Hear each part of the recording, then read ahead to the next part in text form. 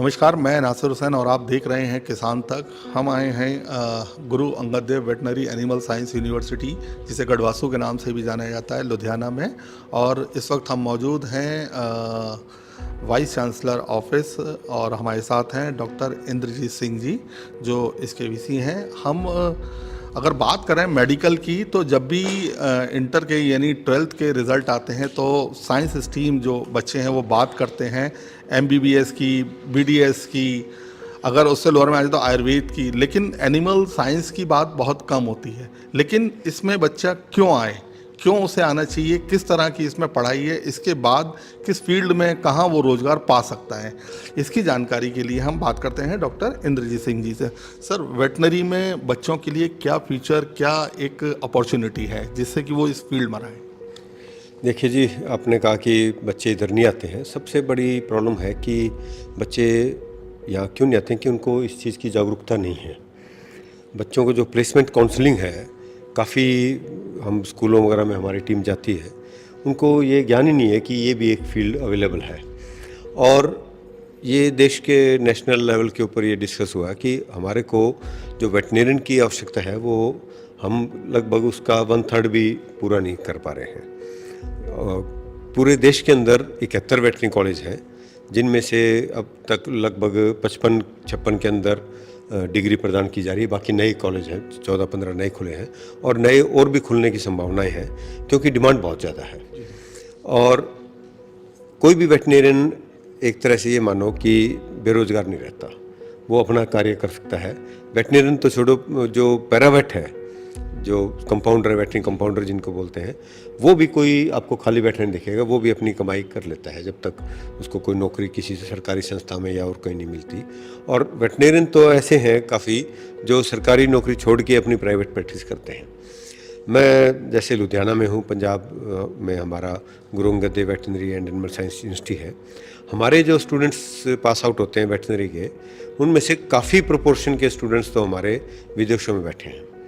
लगभग हमारे जो मोस्ट मेरिटोरियस स्टूडेंट्स थे वो सारे सारे विदेशों में बैठे हैं, और वहाँ पर उनकी बड़ी फ्लोरिशिंग प्रैक्टिसेस हैं, चाहे वो कनाडा में है, यूएसए में है, ऑस्ट्रेलिया में है, न्यूजीलैंड, हर तरह के देश में है, और बहुत अच्छी उनकी प्रैक्टिस चल रही है। और वो तो हमारी यूनिवर्सिटी को, क्योंकि हम उनके अल्मा मेटर, हमारे एलुमनाई हैं वो। अभी एक हमारे एक्स छात्र ने 50 लाख रुपया यूनिवर्सिटी को डोनेशन दिया। एक और है जिन्होंने कमिट किया कि 50 लाख का, एक ने 1 करोड़ रुपए का भी कमिट कर रखा है। तो हमारे मतलब उनकी, मैं बता रहा हूँ कि उनकी पावर, परचेजिंग पावर या पेइंग पावर इतनी है कि वो 1-1 करोड़ रुपए तक का डोनेशन देने की सोच सकते हैं।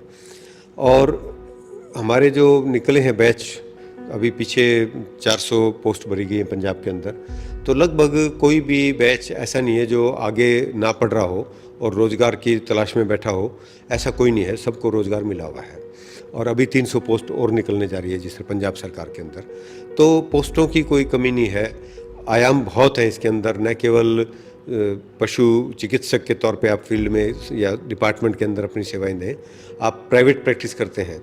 जो व्यक्ति प्राइवेट प्रैक्टिस करता है वो अपनी हॉस्पिटल को भी, अपनी लेबोरेटरी को भी बहुत बढ़िया तरीके से मैनेज करते हैं, और पैसे की उनके पास कोई कमी नहीं रहती। यदि पैसा ही एक स्टैंडर्ड है तो, पर उनको सेटिस्फेक्शन बहुत होता है। कई लोग एनजीओ चला रहे हैं जो बीमार, जो स्ट्रे कैटल बोलते हैं, अपने जो गाय है सड़कों पे, उनको उठा के लाते हैं, उनके लिए अस्पताल खोले हैं, उनके अंदर ट्रीटमेंट करते हैं और उनको रिहेबिलिटेट करते हैं। इसी तरह कई कुत्तों के लिए, जो गली से कुत्तों को पकड़ लाते हैं, जिनको कोई बीमारी है, कोई चमड़ी का रोग है, उनका इलाज करके उनको रिहेबिलिटेट करते हैं। तो इसमें आपकी जिस तरह का आपका नेचर है, उस तरह के आपके पास सारी तरह के एवेन्यूज़ खुले होते हैं। सेकेंडली, इसमें क्योंकि यदि आपने किसान की सेवा करनी है तो ये सबसे अच्छा माध्यम है, क्योंकि आज के दिन किसानों की जो आमदनी है वो पशुपालन के धंधे से, पशुपालन के कार्य से ज़्यादा बढ़ रही है बनिस्पत की जो अपने क्रॉप साइंस थी, जो अपनी फसल चक्र से, उसके मुकाबले पशुपालन जिसने अपनाया है, कोई मुर्गी पालन कर रहा है, कोई डेयरी कर रहा है, कोई सूअर पालन कर रहा है, कोई मुर्गी पालन के अलावा ये अपने फिशरी का कर रहा है, वो लोग ज़्यादा कर रहे हैं। हमारे काफ़ी स्टूडेंट भी हमारी यूनिवर्सिटी के, वो अपना खुद का, उन्होंने जिस तरह किसी ने फ़िश फार्म खोल लिया है, तो इस तरह के काम कर रहे हैं लोग। फिश तो की भी डिमांड मार्केट में है, डिमांड भी बढ़ रही है, और फिश के अंदर रिटर्न बहुत अच्छा है। यदि हम पर एकड़ की बात करें, पर हेक्टेयर की बात करें, तो फिश का जो उत्पादन है वो बहुत अच्छा है। रिस्क जो है वो कम से कम है। कोई बीमारी हमने नहीं देखी यहाँ पर पंजाब के अंदर कोई बीमारी है जो आई हो। श्रिम्प फार्मिंग हो रहा है, जो जिस लैंड के अंदर जीरो इनकम होती थी, वहाँ पर पानी खड़ा था, वहाँ सैलिनिटी थी, वहाँ पर झींगा पालन हो रहा है। उस झींगा से एक हमारे किसान ने, जिसके साथ यूनिवर्सिटी ने मिलके काम किया, 9,40,000 का 4 महीने की फसल थी उसकी, एक एकड़ से झींगा की 4 महीने की फसल, 9,40,000 उसने कमाए उसमें। तो 3-1 लाख रुपये उसका खर्चा आ गया, लगभग 6,40,000 उसने 4 महीने में कमाया। सर, अगर आपकी यूनिवर्सिटी की ही बात करें तो यहाँ एडमिशन प्रोसेस कब शुरू होता है, एप्लीकेशन कब ली जाती है? बस अब ये मई का महीना है, तो मई एंड तक हम एप्लीकेशन लेंगे। जो +2 जिन्होंने कर लिया है, जिन्होंने मेडिकल स्ट्रीम से किया है, उनसे भी, मेडिकल स्ट्रीम वाले हैं वो हमारे वेटरनरी कॉलेज में आ सकते हैं। जो मेडिकल से जिन्होंने +2 किया है वो डिपार्टमेंट, वो कॉलेज ऑफ एनिमल बायोटेक्नोलॉजी में बीटेक बायोटेक्नोलॉजी कर सकते हैं। वो कॉलेज ऑफ फिशरीज में बैचलर ऑफ फिशरी साइंस कर सकते हैं। उसके अलावा जिन्होंने +2 विद इंजीनियरिंग किया है, मैथ्स के साथ किया है, हमारे यहाँ कॉलेज ऑफ डेयरी साइंस है, वो उसमें दाखिला ले सकते हैं। जहाँ तक वेटनरी का सवाल है, जो +2 जिन्होंने किया है उनको पहले नीट का टेस्ट भी देना पड़ेगा, क्योंकि हमारे यहाँ पर जो वेटनरी के अंदर एडमिशन है वो नीट के स्कोर के बेसिस पे होगा। जो बाकी डेयरी साइंस कॉलेज है, एनिमल बायोटेक्नोलॉजी कॉलेज है या फिशरी साइंस कॉलेज है, उनके अंदर आपकी +2 की जो मेरिट है उसके बेसिस पे दाखिला होगा। तो देखा आपने कि अगर आप साइंस ग्रेजुएट हैं या +2 हैं, साइंस स्ट्रीम से, तो आपके लिए वेटनरी में भी काफ़ी संभावनाएं हैं।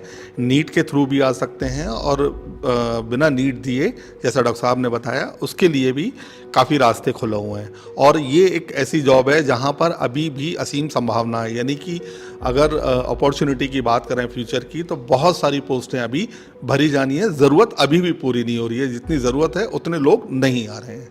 तो इसी तरह के और वीडियो देखने के लिए आप हमारे साथ बने रहें किसान तक पर। हमसे है दुनिया, हमें कुछ करके दिखाना है। मिट्टी मेरी, सेहत मेरी, खेती का नया जमाना है।